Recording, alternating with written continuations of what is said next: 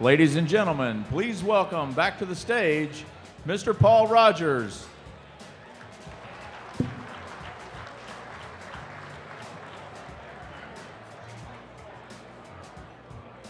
I know some of you are probably still eating, but we will let you finish. Hopefully you can do so somewhat quietly and attentively. Welcome again to the KTA, KTOB, Kentucky Derby Trainers Dinner. It is such a thrill for me to be here every year. I'm especially thrilled to be here tonight because about 48 hours ago I thought I might be a late scratch due to illness. But the healing power of the Derby has brought me back, and I'm thrilled I could make it back. For some reason, the KTA and the KTOB keep asking me to come back and MC this event. It's always one of the highlights of my year. And since we added Jill Byrne a few years ago, who you'll meet here in just a minute, the quality on this podium has gone way, way up. Great week ahead. Weather notwithstanding, we won't pay too much attention to that for the time being. Want to mention that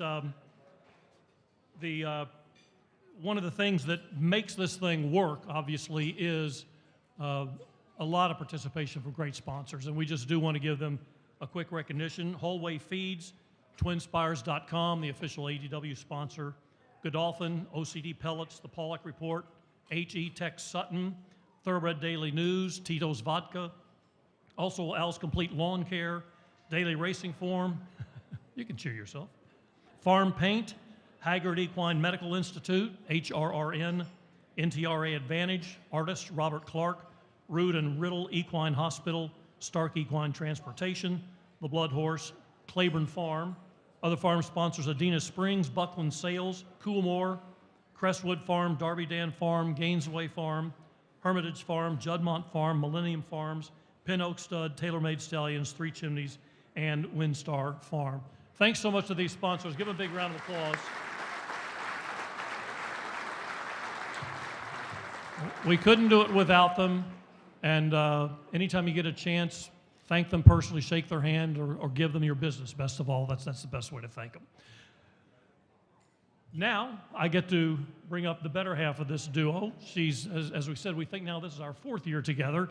Churchill Downs Director of Broadcasting and a most knowledgeable horsewoman, my co-MC. Welcome, Jill Byrne.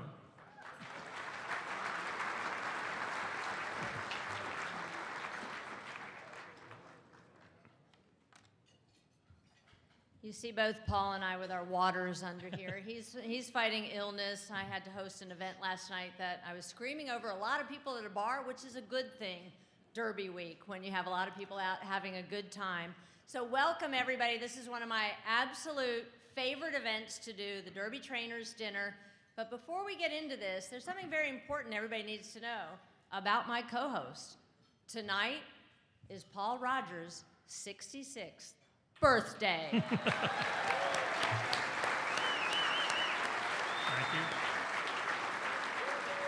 How good can it get? A Louisville kid growing up in town and his birthday's Derby week. I mean, it can't get better than that. I know. He has to take a second stand to Derby. I was going to do my Marilyn Monroe happy birthday, but you all don't need to get put through that. Trust me. I do. We'll do it at the close, Paul. All right, let's get this started. Oh! Happy birthday to you.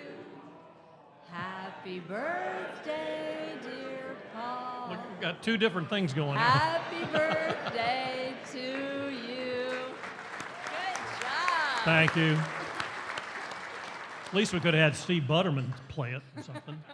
Well, I thought you wanted me to sing. Well, that was my first choice. All right, well, let's get this started tonight. Well, again, a big welcome to everybody here tonight. And you know, it was just 1 year ago that this venue served as the launching pad to the announcement of the Thoroughbred Industry Employee Awards. And I was very fortunate to host this at Keeneland. And this is a global initiative that was sponsored by Sheikh Mohammed's Godolphin. And these awards recognize, which is very, very dear and close to me, the individuals that do so much for the equine athletes that all of us, this is why we're here, because of the horse. And what a year it was for that. Our industry really came together to make this important initiative a reality. And ultimately, with 5 of our industry's most hardworking and dedicated employees were honored as the inaugural award winners with a total of $115,000 distributed among the finalists at a ceremony that was hosted at Keeneland last October. These people are the backbone of our industry. The care and love they give these horses is just incredible. There are a lot of people out here working hard, have been dedicated to racing, leaders who care about their people, who care about their horses. To acknowledge and to celebrate and to award the true heroes and the backbone of our industry.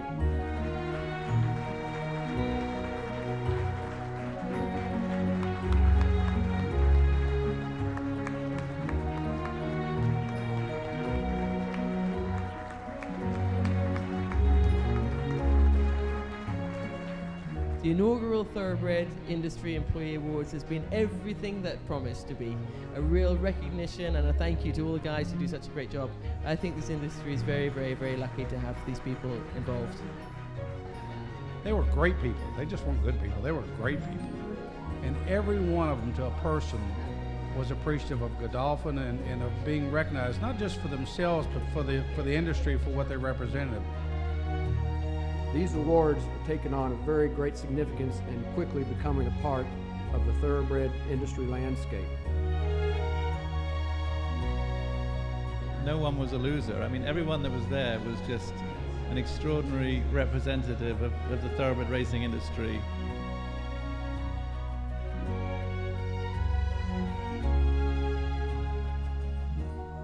To me, this is the greatest idea, to make you believe that somebody cares about you. This is a huge honor to be named, especially among all the people that work so hard and dedicate their lives to us. I'm just one of many. There's so many people out there, and it's a huge honor to be recognized like this. I feel so good because never think I'm gonna do this, Pero thank you guys again. You guys make a good job, and now I believe in you guys to do this program. Thank you so much. I think it's an honor and a privilege indeed to be involved with this award. It's an honor. They work hard because they're passionate about what they do. All the people that work with the horses take great pride in their horses, and they love their horses the same as when we get them on the racetrack. We get to enjoy the 2 minutes of a race. They're there every day. Hats off to you. Thank you.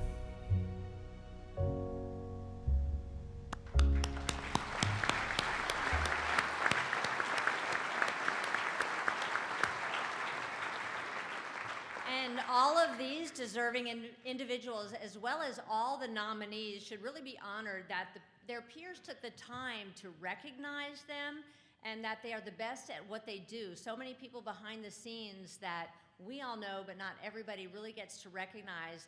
And it was truly a remarkable group of people. And for 2017, a new category has been added, and this is the Newcomer Award, which will recognize those individuals with a minimum of 5 years in the industry, those of us who have been in the industry for a long time. 5 years, though, may seem for a long time for a lot of people, but it is newcomer in this industry. And if you know someone that you think might be deserving in this category, the winner will get a trip to Dubai.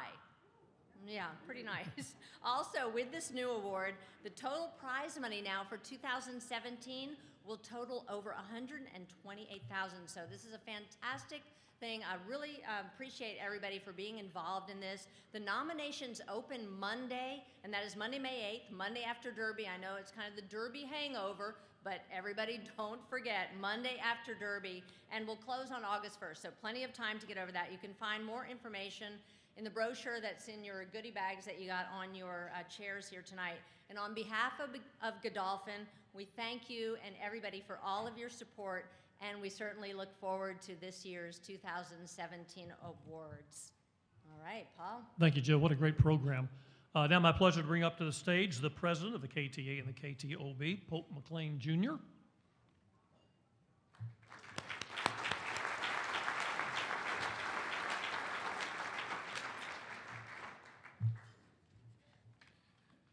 Well, I also want to welcome everyone to the Kentucky Derby Trainers Dinner. I realize how busy and exciting and hectic this week is, and really want to thank the trainers and owners for continuing to embrace this event and make it what it is. It wouldn't exist without you. So I really, on behalf of the KTA, we truly appreciate it. The evening also wouldn't exist without the hard work of Vicky Garcia and the entire KTA staff, and they're sort of the unsung heroes in this, but it is a lot of long hours for them to put this together.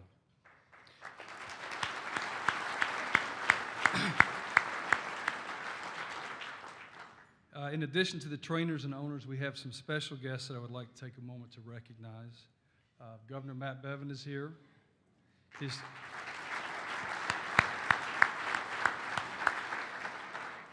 His Chief of Staff, Blake Brickman.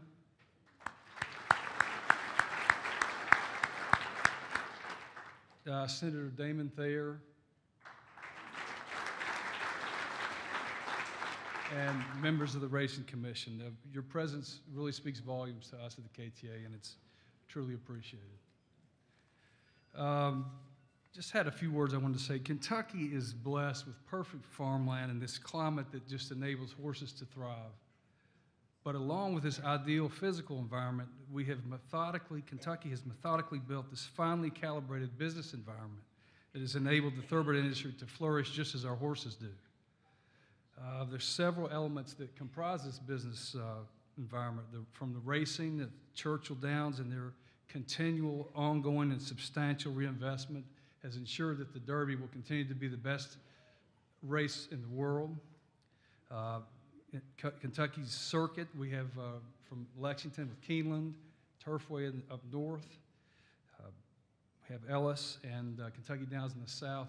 This has ensured that we're going to have a year-round circuit, and it's bolstered by the KTDF, which adds another $8.4 million to the purses without restricting competition, which is so key. Anybody's allowed to compete with Kentucky horses. They just don't get the extra money.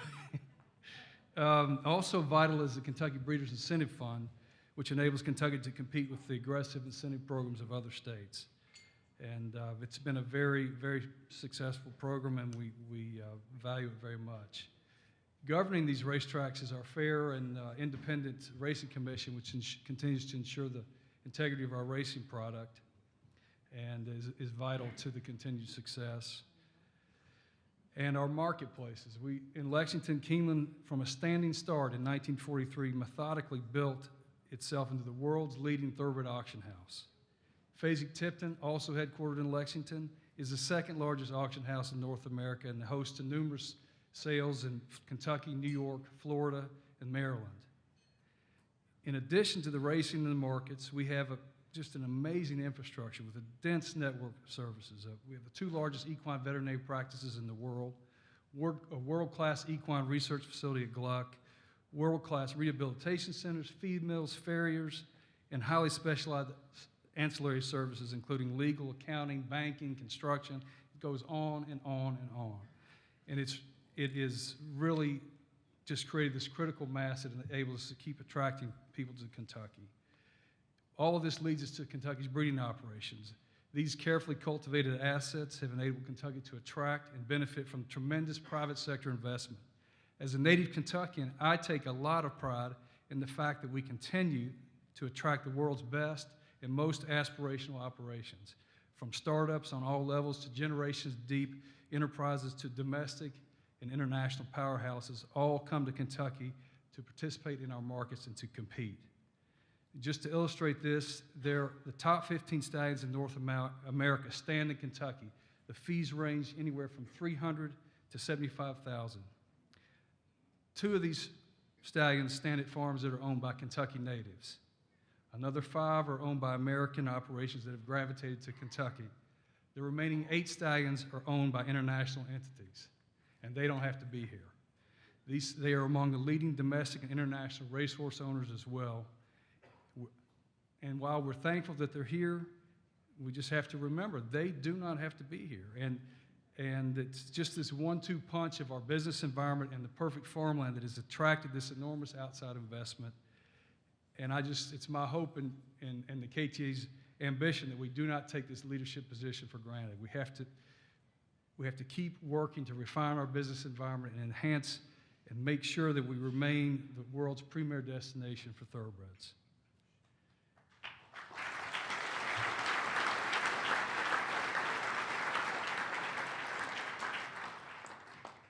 And it won't happen by accident. I think it will take the support of everyone in this room, the passion of all of us combined, to ensure and to continue to work and make sure that continues to be the case. And the dream of winning the Derby is what drives us all. So, on with the show.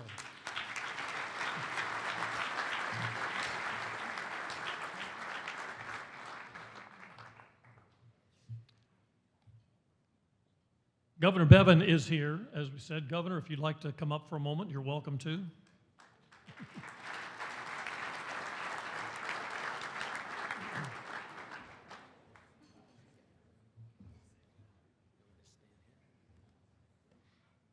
Did you want me to say something as well, or? Yes, you may speak. I just wanted to make sure I had permission. You have permission. Didn't want to. Let me just say this. I want to thank each of you for being here.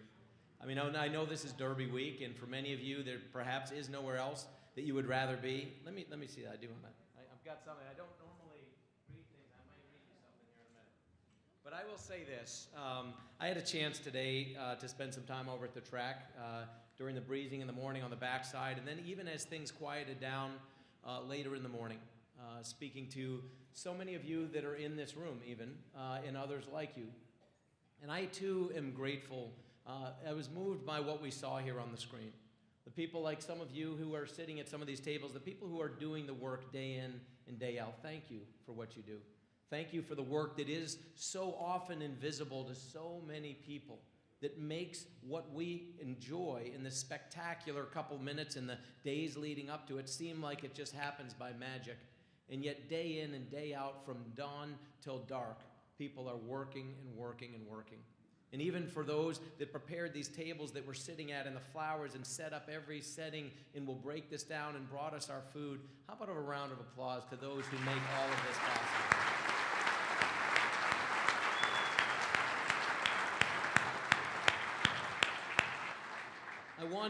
I want to draw your attention as well. You know this. I mean, this is why we're here. But there's two organizations, and there's flyers that are available that you can find them outside. They may be on some of your tables. The Healing Place and the Backside Learning Center. This is why we're here tonight. And I want to remind you, please, these are two organizations that serve a powerful, powerful role in our communities. And I want to encourage you, some of you have the means to do more than buy a meal, a ticket here, and the proceeds going to this. More than just an occasional dollar or two or a check here or there. Some of you could come alongside these two organizations and make a huge impact. And I would ask you to just consider that. As was noted, our sponsors as well, support these people who support you.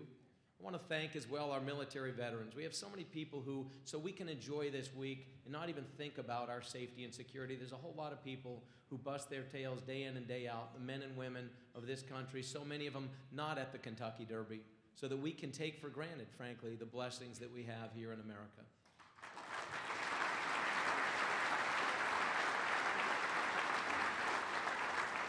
I want to thank as well, I want to thank the trainers, all of you who have done what you've done to get here. I've had occasion to speak to some of you as we've led up to this event in this week. And I'll tell you, it takes passion. Pope and I were just talking about this. If you don't have a passion for this industry, if this isn't something you have devoted and poured your life into, you're never going to get to the level that you all have gotten to. And yet, some of you are here, and some of you have been here and been here and been here. It's remarkable. It really is. One guy who's not here tonight, who wanted me to tell you that the reason he's not here is because someone had to stay with the car, is Bob Baffert. So he wanted me to tell you. He literally did ask me to tell you that was his excuse, is that he had to stay with the car. But I will say this. I mean, some of you have been to this rodeo, but I appreciate what it took for you to get here. I thank you for your commitment to making Kentucky this premier place, because Kentucky is magical. It's special. We're a little biased, those of us who live here. But I'll tell you, this magical place where the seasonality is not too extreme in any direction, and the geographic location is perfect, and the waterways flow, and the riverways and roadways connect through this state. And we're right here in the last bastion of stability in the world in North America, in this magical little bluegrass state. This is something that so many of us have gotten to the point that perhaps we might take for granted. But it's a magical gem, it really is. And thank you to each and every one of you for what you do to help make that possible. I'm going to close with something that you're going to have to forgive me for what I'm about to do. I am going to read you something, and I'm going to try to pay tribute as best I can to some of you who are here tonight. Because I don't usually write things out, people often comment on the fact. In fact, I've literally never yet written a speech out. I've given inauguration speeches, budget addresses, State of the Commonwealth addresses. I've never written something out, and people will sometimes comment on that. And they will comment on the fact that I seem to have some royal mo when it comes to words. But I will never get confused for being a sonneteer. I will say that. Although any one of my 9 children will readily reveal to you occasionally that I rap. But with your indulgence, I will attempt to be both fast and accurate as I awkwardly patch into my master plan for this speech the name of as many Kentucky Derby contenders as possible. I'm not going to get all Gormley on you and make up some lame excuse if I don't name your horse, however. Come on, it's a practical joke. I'm not fighting the Battle of Midway up here. All right?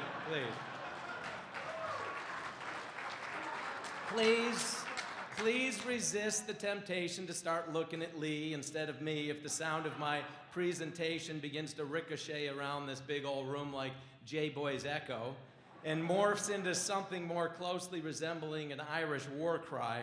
At least give me a little credit for the attempt, because I'm giving it my best shot up here, okay?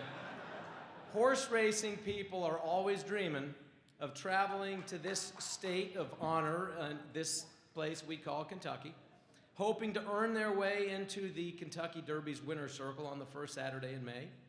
That accomplishment elevates you into membership of this most exclusive classic empire. You will be celebrated in Kentucky if you accomplish this as a local hero, frankly, until the day that hell freezes over because of thunder snow. I too, I'm working here, give me some credit. I too wanted to get to the Kentucky Derby winner's circle at Churchill Downs, but typically the achievement demands endless days of your best efforts and the very things we've seen honored up here. Untrapped by that requirement, I wanted to earn my way into the Kentucky Derby's winner's circle through a much easier process.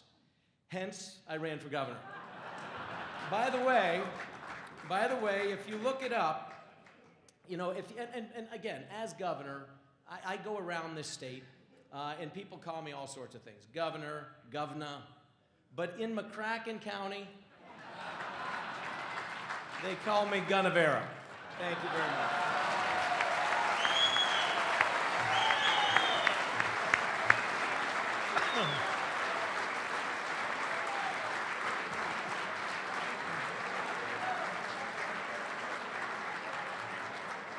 You have set a tough standard for all future governors of this state.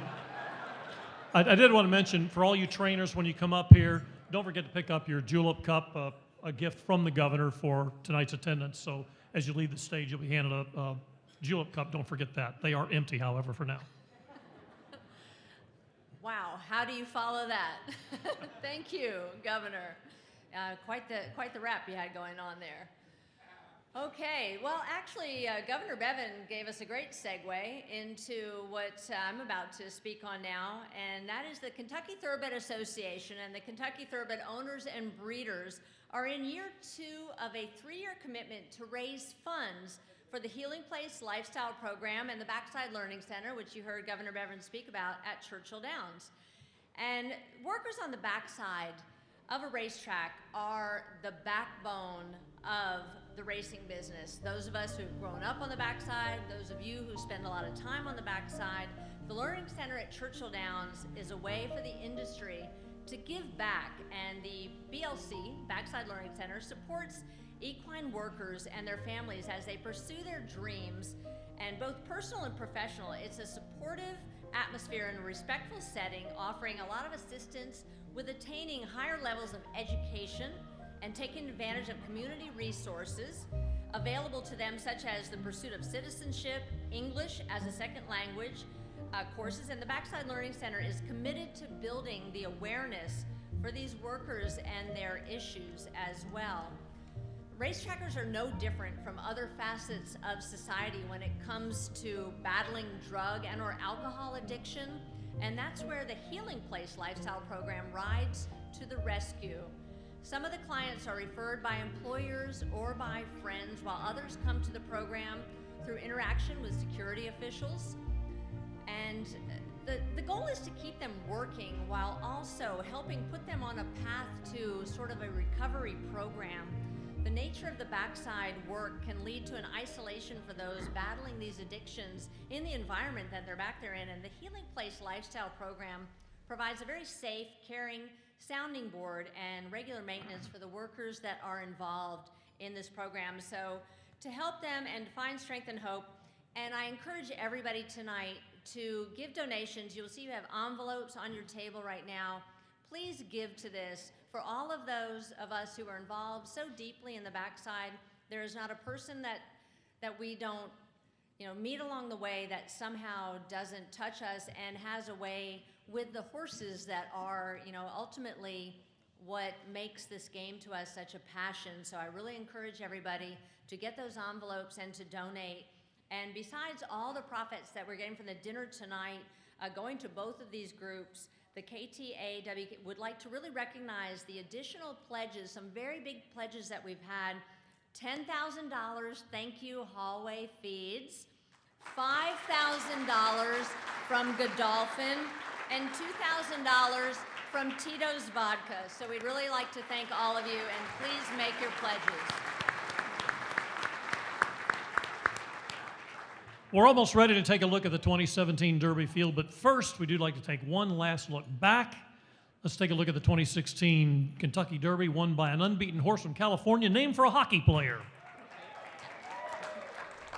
After a brief but very heavy thunder shower, it is again a beautiful late afternoon and early evening in Louisville. Second largest crowd in the history of the Kentucky Derby. Last year, just over 170,000. This is the second largest, 167,227. Nyquist coming out of stall 13. They're all in line. They're off in the Kentucky Derby. Nyquist had a good beginning. Lonnie, the Japanese colt, is away last. Dancing Candy on the far outside is out well, and so is Gunrunner from the inside. Nyquist between those two, outwork is close, and then comes Shukoff. The undefeated Nyquist is right there, third to the outside. Break of another two to outwork in fourth. Victor Espinosa is down on the rail with Whitmore. They're 4.5 lengths off the lead. And they're into the stretch, and it's Nyquist. Nyquist has taken the lead on the outside. Gunrunner second at the rail. 5 lengths back to Destin in third. And they come to the final furlong. Exaggerator is closing in. Nyquist to catch with a 16th to go. Gunrunner, Exaggerator on the outside. Nyquist and Exaggerator, they're coming to the line together. And Nyquist is still unbeaten. He has won the Kentucky Derby.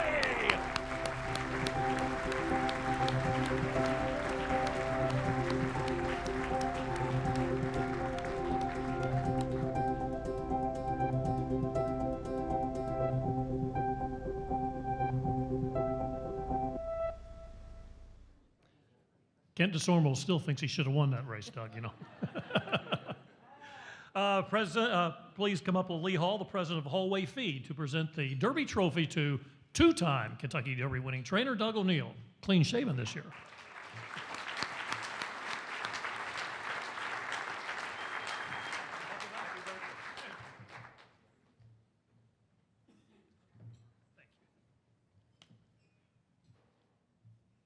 Gunnevera, you're looking at Lee. Probably didn't catch all the introduction, but I wasn't going to let that pass by. Good evening, everyone, especially to Doug and Team O'Neill. It's a pleasure to present this award on behalf of my colleagues at Hallway Feeds and the members of the Kentucky Thoroughbred Association and the Kentucky Thoroughbred Owners and Breeders Association. I want you to notice, Doug, that in your honor, step up here because I'm going to ask you some questions in a minute. I wore my purple tie. I like that. Thank you. and that's in honor of your wins with Mr. Redham's I'll Have Another and Nyquist, and this year's entry, IRAP. Speaking of those two previous wins, I'd like to ask you a few things. In 2012, after I'll Have Another's thrilling victory in the Derby, your son Daniel was excited to tell race fans everywhere that the O'Neills were getting a hot tub. So Doug, race fans everywhere want to know, did you get that hot tub? We did. Would you like anything you want to say about the hot tub? Well, you know, it actually looked better on paper than the reality of the hot tub. It sits there. We pay a gentleman to clean it once a month, and we're in it about twice a year. But it's a nice hot tub. So you answered question 2 was, do you still have the hot tub? Yeah. Question 3 you may have answered too when you said you paid a gentleman to clean it. Yeah. And that was, have you used it for any equine therapy purposes?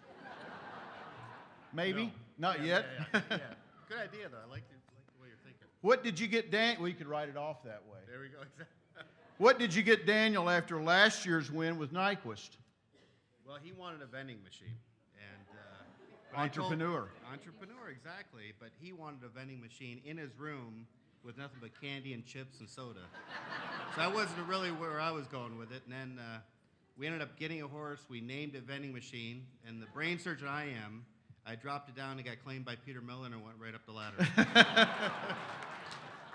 And finally, racing fans everywhere want to know what's on his wish list for this year. You know, this year, I think it's he is wishing to make the freshman basketball team at St. Monica's in Santa Monica. He's a slow white kid, so it's going to be a struggle. It's going to be a struggle. Well, I'm sure as a good Catholic, you'll know that St. Monica is someone to be prayed for to bring people into the church. Yeah. She was the mother of St. Augustine, who she prayed for to become ultimately a saint of the church. So if those prayers are invoked, he'll very likely make that team as a slow white boy and have a hot tub to rest his bones and muscles in. If he plays it all. As long as you keep the horses out. Exactly. Doug, on behalf again of Hallway Feeds, God bless you, congratulations, and best of luck this year. Thank you so much. Best of luck to all the rest of the connections.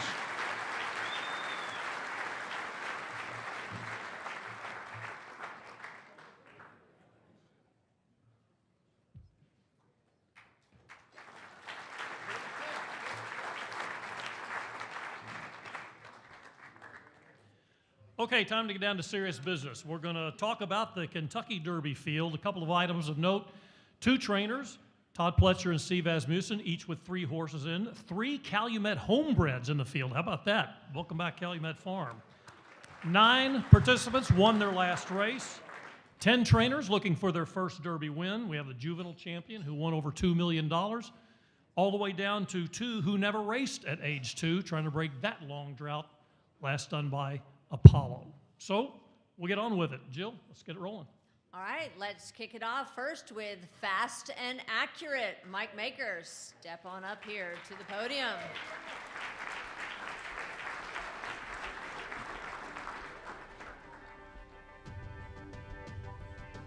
So Fast and Accurate, trained by Mike Maker, owner Kendall E. Hansen of Hansen fame. Let's take a look at the spiral. Through from between horses, Convict Pike is gaining, and down the center, here comes Kitten's Cat. They have a 16th of a mile still to go. Fast and Accurate still up top. Convict Pike lunging to the inside. Kitten's Cat to the outside. Blue Lids Traveler along the rail. Fast and Accurate wins the Spiral Stakes by almost a length. So Mike, I got to tell you, I was with some friends that day at the Spiral, and they had just about every horse in the Spiral in whatever their pick 4 or pick 6, except Fast and Accurate. So they're the losers. You are the winner. Fast and Accurate, though, what an impressive performance. But now on to the Kentucky Derby. Well, it was all part of our big plan. You know, me and Kendall have a 45-minute conversation every Monday or Tuesday night. I said, Kendall, he wanted a horse to bet on. It was a maiden 5. He wanted me to ship to Colorado or somewhere. I said, how about Fast and Accurate? And all of a sudden he forgot about every other horse he owned. He bet on him the next day. Instead of our Monday or Tuesday call got moved up to Sunday. He summoned me over to Turfway Park to a BP gas station. He said, I got a plan, I'm on a roll, I cashed a ticket, go in and buy some scratch-offs. Came out, he won, paid for the supplement. In the same token, my best sales speech ever came on. I was texting Harvey Diamond, I said, look at this roll Kendall's on. He just made $200,000 on cash reserve scratch-offs. He said, we're in, we gotta continue the roll. You cannot script this. It's another feel-good derby story. There are great stories, but this one, now that literally has taken me by surprise. And to hear it from you, Mike, you're usually, you know, Mr. kind of quiet, very reserved. That was a story for the ages. Another surprise on Derby Week. All right, Mike Maker, fast and accurate. If that is not a Derby story, I don't know it. Thank you, Mike.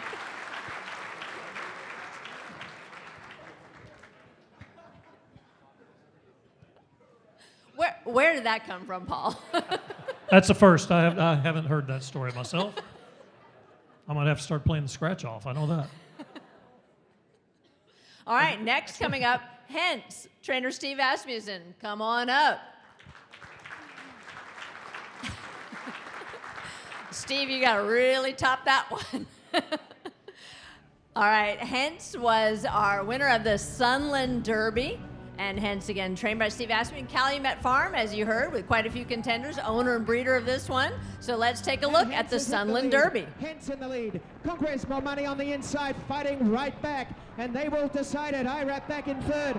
On the outside, Hence, a neck in front. Conquest More Money can't bridge the gap. Hence in the lead's drawing off. And thus, Hence is going to win. And how impressive. Hence by 4 lengths. Conquest More Money, Hedge Fund third, then IRAP and Total Tap. All right, Steve, you're sending out 3 horses in the Kentucky Derby, but Hence, by way of New Mexico, the Sunland Derby, that worked out pretty well for a horse by the name of Mind That Bird. It definitely did. Obviously, Hence, very proud of the Calumet homebreds, and what an impressive feat for them to have 3 come off the farm and make this year's Derby. But obviously, the Sunland Derby ended up being a quality field with the races that they've run since. He's trained extremely well here at Churchill, and we're very excited about his chances. Kentucky Derby by way of New Mexico. It's worked before. What made you choose Sunland Derby? Well, he's a fairly aggressive horse in the morning, and just the Sunland Derby gave us an opportunity to space his races. And obviously it paid off at Sunland, and hopefully the 6 weeks will be perfect coming into here. All right, we're not going to let Steve get too far away because he has 2 more that we'll be talking about this evening. All right, Hence. Steve Asmussen, could it be another Mind That Bird from the Sunland Derby? All right, take it away, Paul. Next one. Next one. All right. Next one is the Don't Arkansas Derby. We've got 4 horses out of that race coming here. So, Steve, you're one of them. Stay up here, and please also join us. Mark Cassie, Keith DeSormo, and Steve Asmussen. Guys, come up and watch your horses, and we'll talk to you. And I think Keith is not here tonight for Sonneteer, but Mark Oh, that's right, I'm Cassie sorry. is here. And, of course, we're not letting Steve leave. He's going to stick around for the 2 he has in here, Looking at Lee and Untrapped Classic Empire, Mark Cassie. We're looking at Lee right now. Steve Asmussen's other horse in here. Corey Landry will be aboard, as well as Sonneteer. Keith DeSormo not here, but another for the Calumet Farm. And then, of course, Untrapped for Steve Asmussen. Let's take a look at the Arkansas Derby. Classic Empire, 2.5 to make up. Conquest, Mo Money, and Malagasy. They are right together to the outside in Untrapped. Here comes Classic Empire trying to run down the new leader, Malagasy. Malagasy, Conquest, Mo Money. Here's the champ, Classic Empire. It is Conquest, Mo Money, Classic Empire. Were you thrilled or relieved? Both. Both. But this is a tough crowd tonight. I mean, these guys, that was Mike Maker. That was a big surprise there. I know, as we said, that had to be a big relief for you because he'd been through some struggles after suffering the loss of the race before. How did you feel going into the Arkansas Derby? Were you confident you see that kind of performance? I was pretty confident. I just believe he's a really good horse. He'll throw a few different curveballs at you sometimes, but he's a good horse, and good horses can overcome a lot of things. He's trained pretty well here, hasn't he? Yes. You're kind of back to a place you spent a lot of time here. Gosh, it's been about 30 years ago, I think.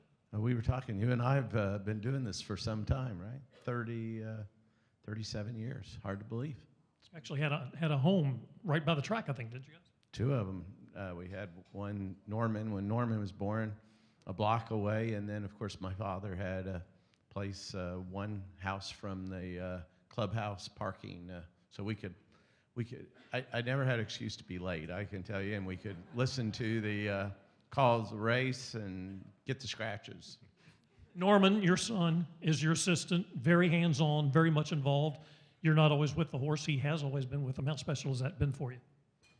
You know, it's real special, you know, when you enjoy winning races and doing things, but then when you can do it with your son and your family, it makes it that much better. Good luck. Thank you. All right. So, Steve, we just talked about Hens, and now you have two coming out of the Arkansas Derby, Looking at Lee, and then Untrapped now into the Kentucky Derby. Both of those coming out of there. A lot of people talking about both of these as kind of underdogs. Looking at Lee, one that everybody's sort of thinking, this is a horse that's going to light up the board somewhere in that top four. Well, Looking at Lee, obviously, the opportunity to go 1.25 miles, as you witnessed in the Arkansas Derby. Hopefully he'll just get a little clearer path, but we've waited till this point for this chance. I'm very fortunate that he did get in. He was on the outside looking in until last week. Thanks, Todd. Appreciate it. But obviously, and then with Untrapped, he's just a very classic-looking horse that trains extremely well. He did his lone victory was here at Churchill, and I think that the surface at Churchill will allow him to show his best.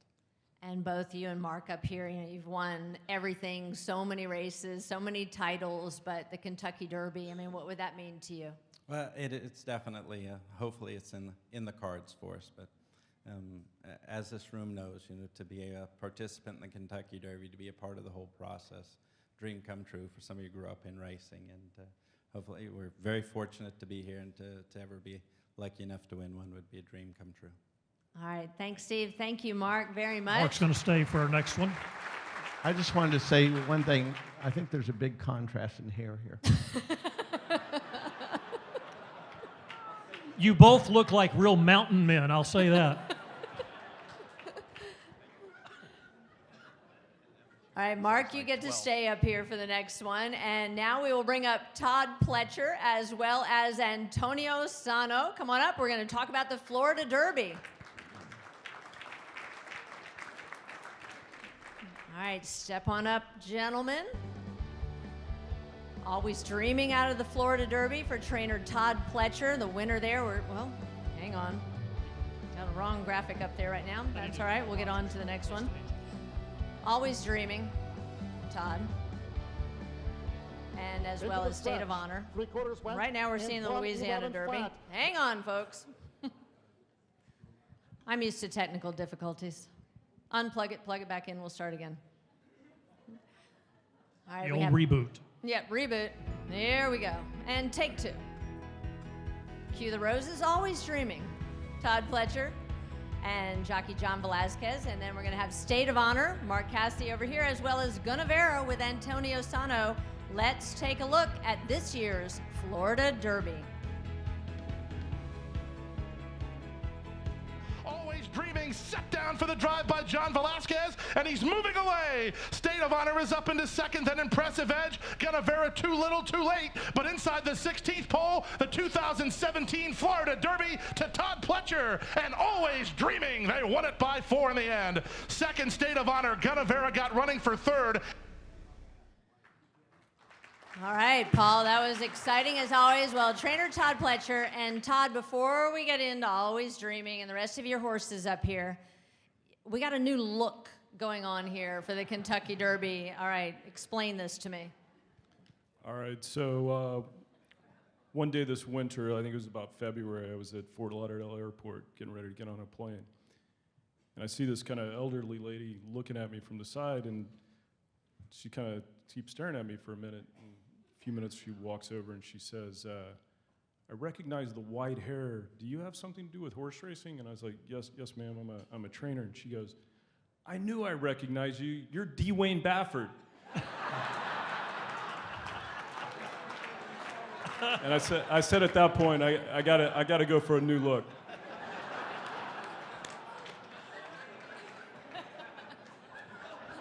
Well, you got it. Well, I know Wayne Lucas, obviously your mentor, of course. Bob Baffert, multiple Kentucky Derby winning trainer. Tell us a little bit about Always Dreaming, because lightly raced, but that was a absolute breakthrough performance for him in the Florida Derby. Yeah, I mean, he's trained really, really impressively all winter, and we were very excited about running him in the Florida Derby, and thought he delivered a very powerful performance, and great breeze over the track on Friday. And he's been a handful since he's been here. He's been very aggressive. I think the last few days have gone really well, and we're really looking forward to it. All right, Paul, top that over there. All right, let's go to Mark again. State of Honor, not as well known as your other horse, but he hasn't won this year, but he's really been good in tough races. Yes, he comes and runs hard each and every time. It's been exciting for the Conrads. They're here tonight, and he's training really well. Have you seen State of Honor? He's about 17 hands. He is a giant. The big horse. He's probably 17-1, and he's doing really well, and we'll see. He's one who looks to have stamina with his breeding and comes from pretty far back, which there really aren't that many in this year's field. Well, actually, he stays fairly close, but you're correct about the stamina. He's got a run-on pedigree. He's a big horse, and I don't see a problem. He shouldn't have a problem with the mile and a quarter. All right. And we have Antonio Sano. His son Alex is here to interpret. Let me get this way so you guys can face out there a little bit. Let me just ask you first off about how it feels to be here. ¿Cómo te sientes estar acá? Very happy. I am proud of this moment here. First, no, a little nervous first time in Churchill Down. I am proud for my horses, all nice guys in America opened their arms to support me after my little problem in Venezuela. No sé cómo explicar cómo me siento orgulloso aquí. There's no words explaining how America's opened the doors to us after what we went through Venezuela, and we're very thankful for this country. You,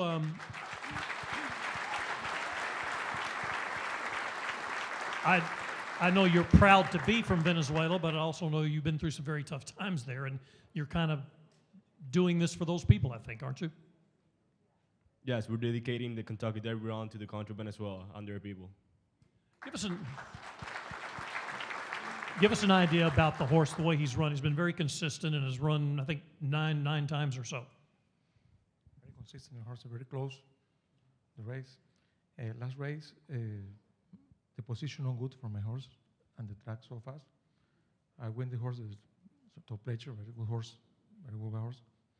In the race next Saturday, 20 horse, all horses chance. Horse in, any horse possible to win the race. Do you have for all people? Do you have any concern about a post position you want to avoid? Since I told Castellano, is a position between 5 and 12.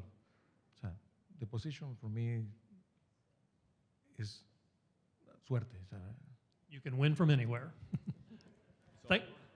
It's all about luck. The only thing that I'm worried about is that by the end of the race, my father still keeps all his hair that has left. We'll see what happens. Thank you, man. Good luck. Thank you. Stay.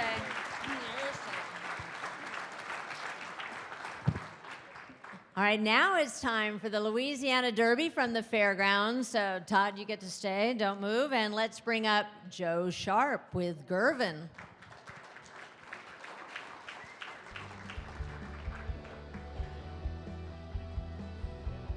At the Louisiana Derby at the fairgrounds, Gervin, the winner. He also won the Risen Star down there for trainer Joe Sharp and owner Brad Grady. And then Todd Pletcher, Running second with Patch, another one for the Calumet Farm. Let's take a look at the Louisiana Derby. 1:11 flat. Local Hero has taken the lead. With a furlong to go, here comes Gervin's charge now. It's Gervin who has taken the lead. From Local Hero to the inside, Senior Investment. Late game by Hollywood Handsome. They come past the 16th. It's Gervin. Gervin, Brian Hernandez Jr. for Joe Sharp. And Gervin has won the TwinSpires.com Louisiana Derby. Patch was second, third close. Hollywood Handsome and Local Hero. Brian Hernandez rode Gervin. Mike Smith is on him in the Derby, but I want to know, what's a chance we could see a late rider change to your wife? No, I think that ship sailed. Just wanted to make sure on that. His one loss was by less than a length and on the turf. Still a good race, but do you see turf down the road for him, or is he strictly a dirt horse? Well, I've got I have a pretty broad stable of turf horses, so I'm hoping he's going to stay on the dirt.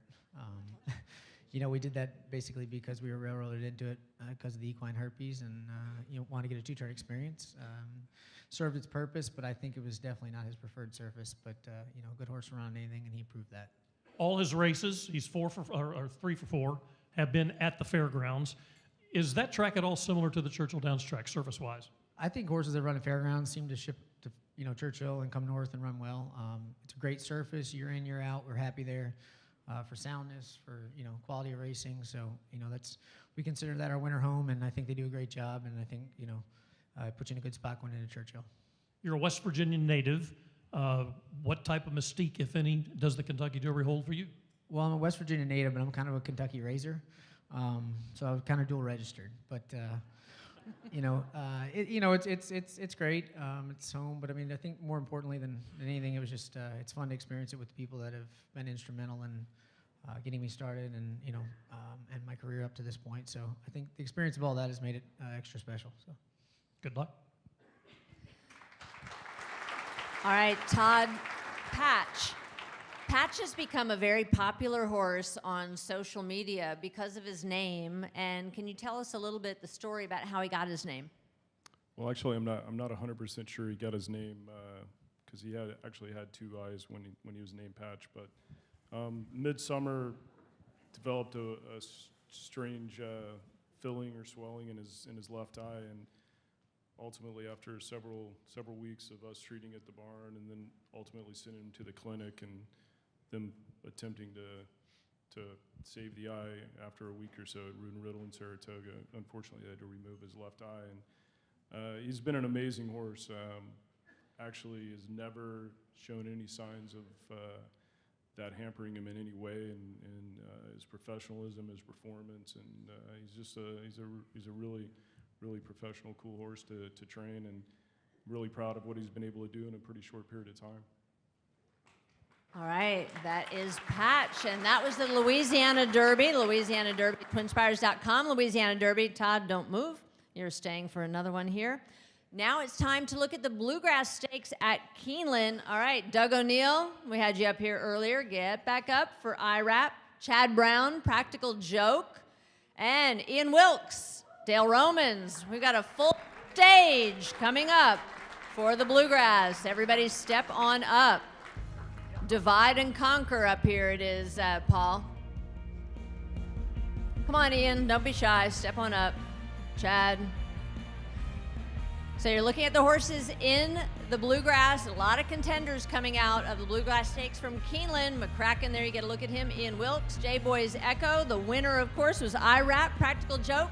Let's take a look back at the Bluegrass Stakes at Keeneland. They've got to catch long shot IRAP at the top of the stretch, who leads it by 2 lengths. Practical Joke second, McCracken third. Tapwrit fourth on the outside. J-Boys Echo in fifth.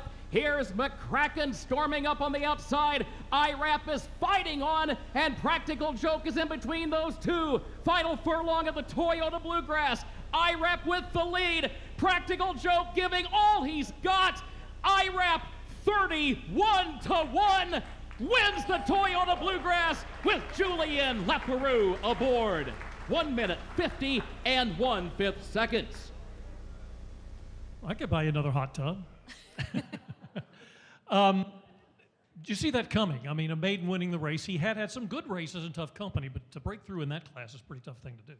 Now, that's all credit to Paul Redham. You know, he loves the game, he loves the sport, he loves his horses, and he loves to take chances. And when we were cooling him out after the Sunderland Park Derby, we were all depressed, and here he was, Fernell, our hot walker for him, needing to put a lip chain on him. You know, he was just so full of energy, and I'm explaining all that to Paul, and within seconds he said, "What about wheeling him back for the bluegrass?" And that's what happened there. He's, for you, you've got the same group you've had for your previous two, owner, trainer, jockey. That's pretty unusual to keep that combination together that long. How's it worked out? It's we are so blessed. I mean, everyone at this table 6 here, it's all because of Paul and Zilla Redham. They're so loyal and they're so generous, and God, I wouldn't want to look at the expense bill at the end of the month because it's going to be high. But no, Paul and Zilla are just we're extremely blessed to be part of their team. So, how he went from a maiden to a Grade 1 winner. What's the next step to win a Derby?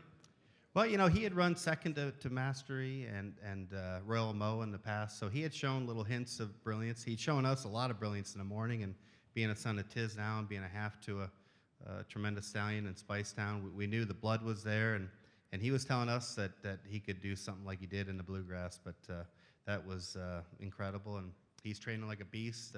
Tony Romero gets on him every day. He's all smiles every morning, so if Tony's happy, we're happy, and we're looking forward to Saturday. All right. And Chad Brown, sort of similar to you, a horse that's run very well in competitive races. What does it take to get over the hump to win? You know, hopefully his third race off the layoff, he's fitter now, and he can get the distance, and it all comes down to the trip, I think. Last year, I think, was your first Derby, was it not? I had one before that. Anyway, the experiences, what do you learn when you come back? That's okay. I'm a loser at this race. It's fine. I wasn't going to dwell on it. I'm sorry, the experience you said? What do you learn as you experience a Derby that you hope helps you next time around? You learn that it sucks if you're one of the 19 horses that doesn't win. I can tell you that. You got that from him. I heard him say. Yeah, I learned a lot from this guy.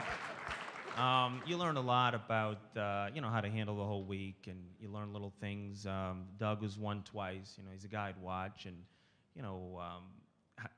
when to ship in, and you watch the weather, and you know what to expect now, and I take things a lot easier now. It's a lot of stuff's out of your hands, and the more you do this, the more you lose, you realize that.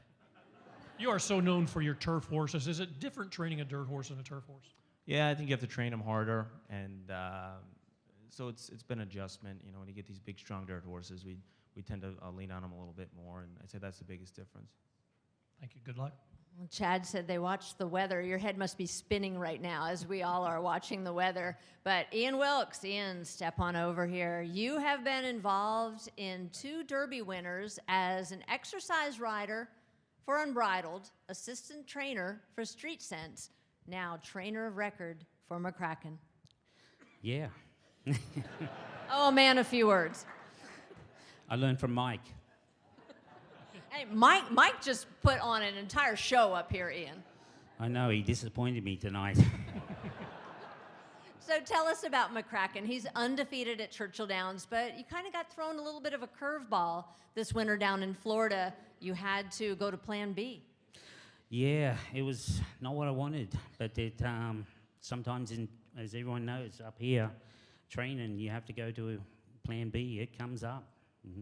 And then, it was tight as far as points went. The Bluegrass came along, and I know we talked about this, and you said to Brian, discussing the Bluegrass, what were your words to him about how to ride the Bluegrass, the most important thing? Well, I talked to Brian. I said, we're coming in here, we're a little fresh, we're going to be not in our comfort zone, but I said, there's one thing you have to do. We have to be first, second, or third, no worse. I don't care what you do. Don't be fourth. Thanks, Dale. He follows instructions. Exactly. Well, McCracken, of course, a real fan favorite, and all the family involved in this. Your wife, Tracy. We've seen her out there on the pony with McCracken every day. Brian, of course, and Jamie Hernandez. It's a real family affair involved in Carl Navsger, of course, your mentor. Yeah, it is, and thanks, Carl and Wanda here tonight. And it's, I wouldn't be here without Carl and Wanda. It's as simple as that. Tracy and I are very grateful to them. And Shelby and Brody surprised you coming in as well. I knew he was coming, but maybe his mother didn't. Well, that's the best surprise ever. Well, anyway, thank you, Ian. All right, now on to Dale and J-Boys Echo. Nobody, everybody wants to win the Derby. Maybe nobody would relish it more than this guy who essentially grew up at Churchill Downs. And you've run well a couple of times, Dale. What would it mean to finally get there? I'm even getting tired of talking about me growing up in Louisville. And move away. As I'm sure everyone else does. Now, it would be special, but like I say, every time anybody asks me that question, it'd be very special for me, but it's no different than it would be from Steve growing up in Texas or Chad from the Ivy League school he came from. I want to leave now. Hey. No, you're giving up your chance to fight back. First of all, I want to congratulate all my peers for upping their game today. Even Chad making people laugh, that was good. I was only bored one time. Steve, you got to pick it up. But no, it would be special. It'd be special for me and special because this city supported me so much over the years and through my 7 defeats in the Kentucky Derby. But some have lost more. Well, some have lost more. But you know, one of my good friends, an ex-golf pro, texted me last night, and he told me, he said, used to be when he was on the first tee, he'd always say to himself, why not me? And he said, before they loaded the gate, he wanted me to say, why not me? It wasn't Sergio, but which did finally win his. And I think every one of us in this race, when they load in the gate Saturday, should say, why not me? Because one of us is going to win it. You told me an interesting story. His first race was at Churchill. Did not win. Excuse me. Did not win, but you were encouraged with what you saw right away from it. We were. We had an entry in the race. We bet on the other one, but we were. we were very encouraged with his race. It was a big race. He came running and ran second, and we had Not This Time last year, which I thought was the horse. My best 2-year-old ever trained. Jason Luch, that manages All Boss Family Racing. I've said this a million times, but I'm going to say it again. It was a big Dallas Cowboy fans. We lost Romo, but Dax came in. And Dax is playing pretty well, and he's ready for the game Saturday. All right, great. Thank you, Dan. I want to tell you, Governor, that's the best I ever heard. If you wrote that, I wish I'd voted for you.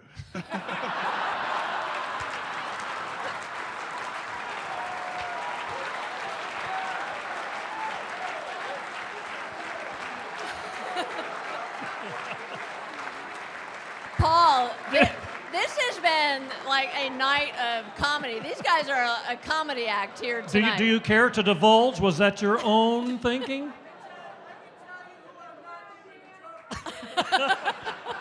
He said he can tell you who he's not going to give the trophy to on Saturday.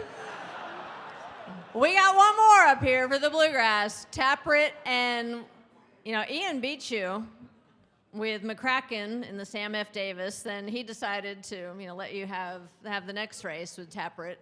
And then the Bluegrass. What happened in the Bluegrass? I ran poorly. Blunt. Got away in a tangle, got pinched back at the start, and went to the first turn kind of 5 wide behind slow pace, and never really fired. And it's been great before and since then, but that clearly wasn't his day. And so hopefully we got the bad race out of the way before the big one. All right, that's the Bluegrass Stakes. Thank you to all the trainers up here for that race. Well, after that big stage up here, Paul, now we're going to bring up the winner of the Wood Memorial, Irish War Cry, and Graham Motion. Graham, of course, won the Kentucky Derby with Animal Kingdom. Graham, where are you? There he is, Irish War Cry, Graham Motion, as I mentioned, Animal Kingdom. And let's take a look at the Wood Memorial. It's got a neck in front. Battalion Runner all out, second on the inside, 4 lengths back to Cloud Computing. Irish War Cries in front because they come to the final 16th. Battalion Runner's not going with him. Then comes Cloud Computing down to the line. Irish War Cry has won the Wood Memorial under Rajiv Mirage.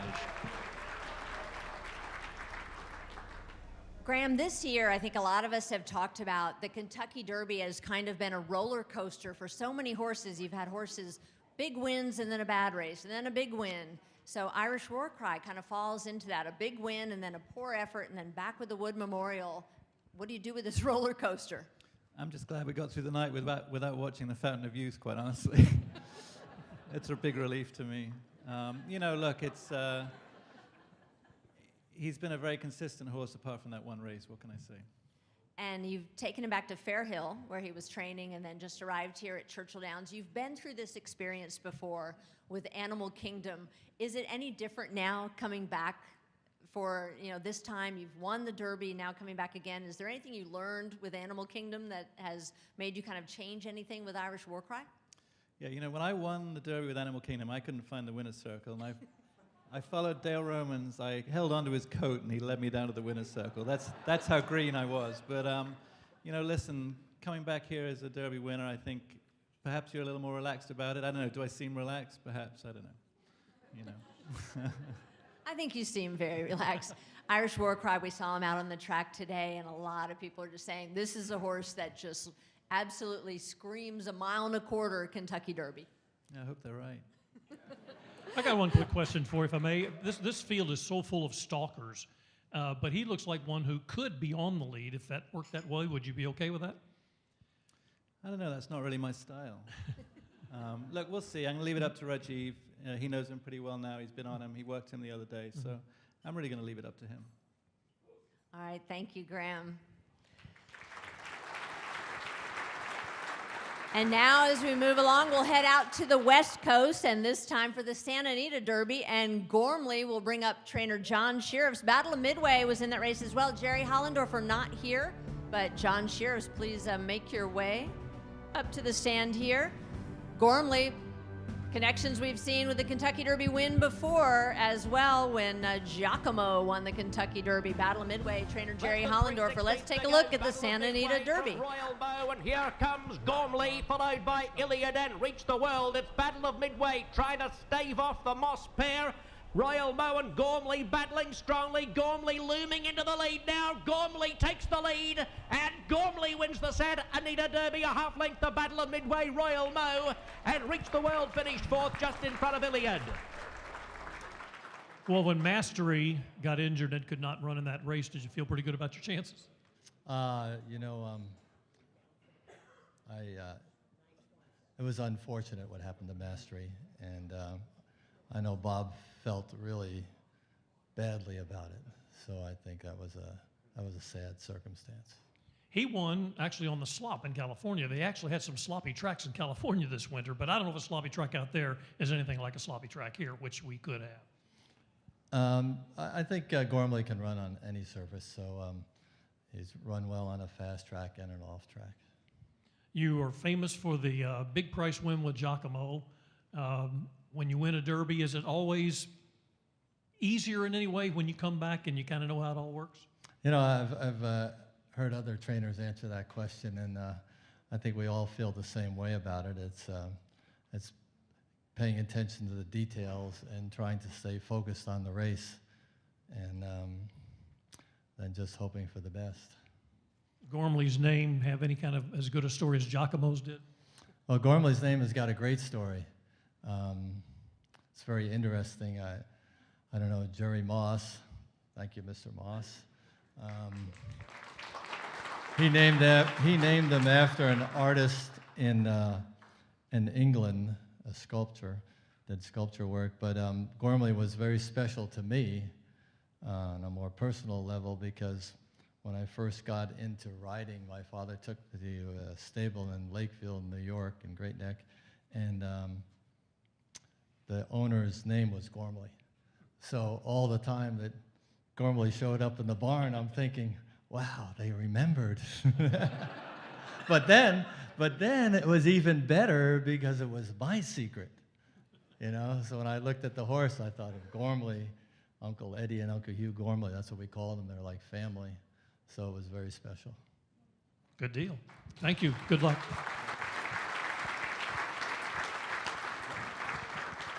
And then our final horse of the night, Thunder Snow, and unfortunately we don't have the representatives here tonight, but it is great to have the winner of the UAE Derby representing here at Churchill Downs in the Kentucky Derby. He arrived and he was out of quarantine. Thunder Snow, of course, for Saeed bin Suror and Godolphin, bred by Darley. And let's take a look at the UAE Derby. Thunder Snow's running about. Epicharis battling back. Epicharis in front. Thunder Snow trying to raise another effort. Epicharis in front. Thunder Snow lunges again. And I think one in the last possible gasp. Thunder Snow in a photo in the Derby. One of the most exciting finishes on our road to the Kentucky Derby. So excited to have the international flavor with Thunder Snow here tonight. Don't go away. Got a couple of quick things, but I do want to thank all you trainers for showing up. We really appreciate it. Everybody have a safe trip, and good luck to everyone. Again this year, for those who are in attendance tonight, the Derby horse's name is eligible for a special drawing for a chance to win a one-way air travel on any scheduled destination on H.E. Tech Sutton Forwarded Company. Compliments of H.E. Sutton. Only in Kentucky do airline travel prizes get awarded to horses. Let's face it, that's what we do. I'm sure you'll agree this offering has great odds for someone to be a winner. So we're going to draw for that winner right now, Jill.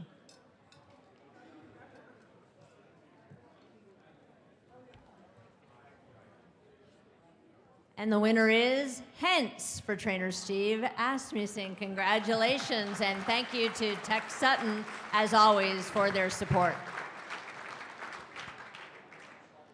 All right.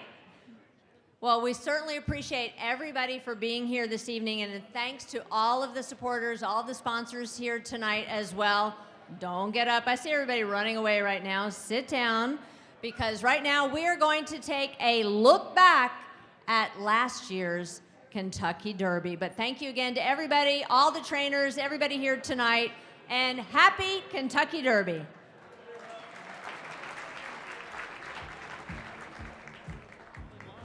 They're off in the Kentucky Derby.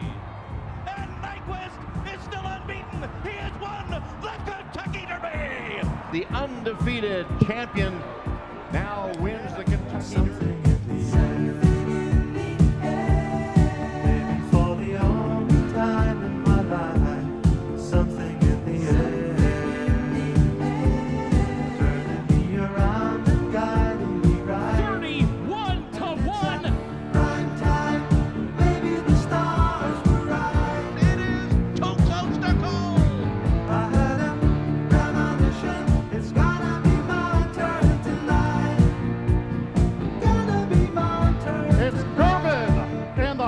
Star Stakes.